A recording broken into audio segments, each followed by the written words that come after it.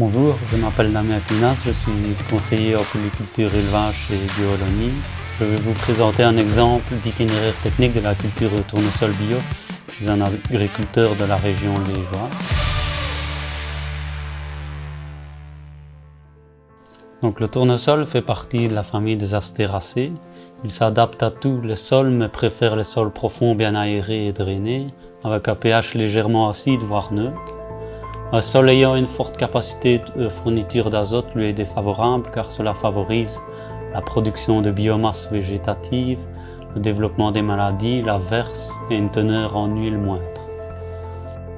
Il est peu exigeant en termes de précédents, mais sa sensibilité à la sclérotignose implique de se limiter à 20% d'espèces sensibles dans la rotation, c'est-à-dire des haricots, des pois, colza, soja.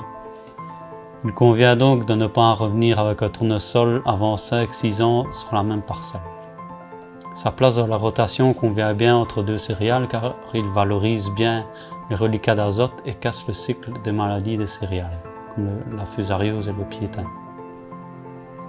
Pour le choix des variétés, il existe deux types de tournesol, donc le tournesol oléique et le tournesol linoléique. Les variétés oléiques produisent une huile qui peut être chauffée à de hautes températures et donc utilisée pour la cuisson et la friture. En dehors de ces aspects, les variétés oléiques ont des rendements légèrement inférieurs aux variétés linoléiques, mais il faut aussi regarder à d'autres critères comme la précocité, la résistance aux maladies. Les variétés doivent avoir une bonne vigueur juvénile pour la culture bio. Il y a aussi le rendement et la richesse en huile qui sont à considérer. Au niveau de la fertilisation, le tournesol est peu exigeant en azote. Il nécessite 4,5 unités d'azote par quintal. Il valorise très bien les reliquats azotés, mais beaucoup moins les apports d'azote provenant des engrais. Un apport doit donc être justifié. En sol pauvre en phosphore et en potasse, un apport de 40 unités de phosphore et 60 unités de potassium sous forme minérale peut être effectué. Le tournesol aime le sol pourvu en magnésium. Le sol superficiel et calcaire sont des situations à risque pour la carence hors bord, et dans ce cas, il est préférable de réaliser un apport entre le stade 10 feuilles et le stade limite pour le passage du tracteur. Cet apport se situe entre 300 et 500 grammes de bord par hectare. L'objectif pour la préparation du lit de semence est d'obtenir un sol ameubli à structure grumeuse. Pour les sols plus lourds, un labour d'hiver avec des reprises superficielles, c'est-à-dire à moins de 5 cm de profondeur avec des outils à dents ou une herse rotative, est plus approprié. C'est l'occasion de faire aussi des faux semis en effectuant un deuxième passage 2 à 3 semaines après le premier passage pour détruire les adventices germées. Pour le semis, en bio, semer dans un sol suffisamment réchauffé, c'est-à-dire 8 à 10 degrés à 5 cm de profondeur. Les semis plus tardifs sont plus propres et plus faciles à désherber. La profondeur de semis se situe entre 4-5 cm lorsque le sol est assez sec et plutôt 3 cm pour un sol frais et humide.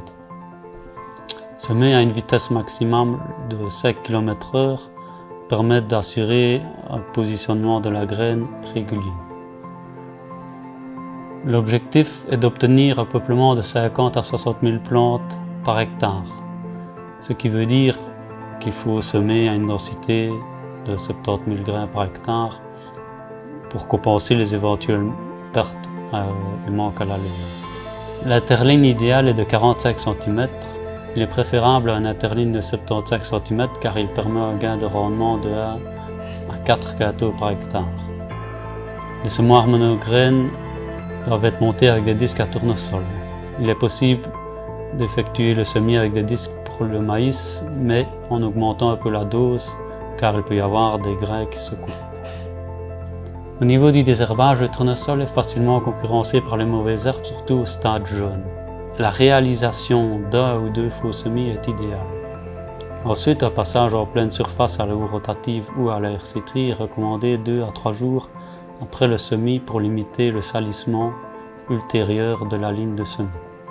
Dès une paire de feuilles, La houe rotative est recommandée à 10-12 km/h ou la RC Tri à 2 km/h avec des dents à faible agressivité, donc à faible diamètre. Le désherbage en plein est possible pour une hauteur de tournesol de 20 cm en adaptant les réglages.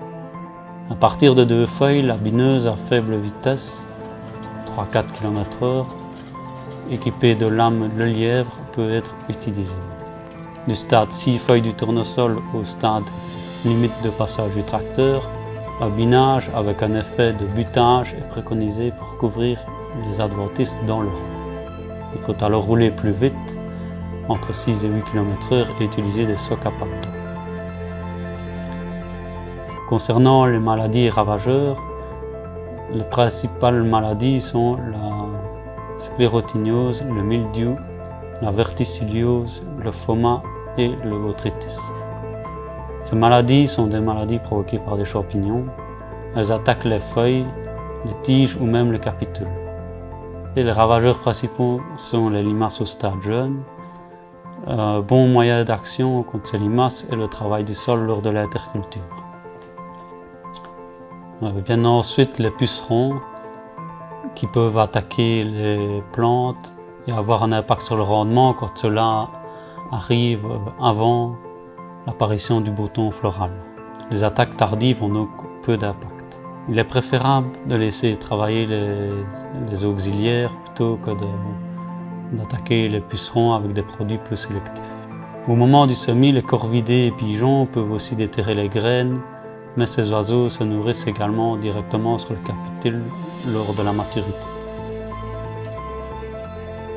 Enfin, concernant la récolte, il est important que l'humidité des graines soit comprise entre 9 et 11 degrés pour avoir une bonne extraction de l'huile.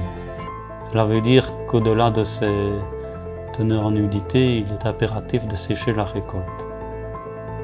Il est nécessaire d'utiliser une barre de coupe spécifique pour la récolte du tournesol ou d'adapter une barre de coupe classique en l'équipant avec de longs diviseurs ayant un rebord et en retirant une rangée de dents sur 2 des rabatteurs en montant des plaques sur l'autre.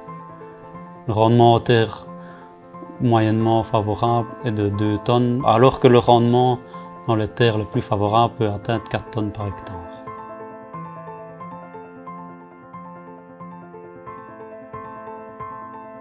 Je m'appelle Nicolas Ancion, je suis agriculteur et savonnier bio.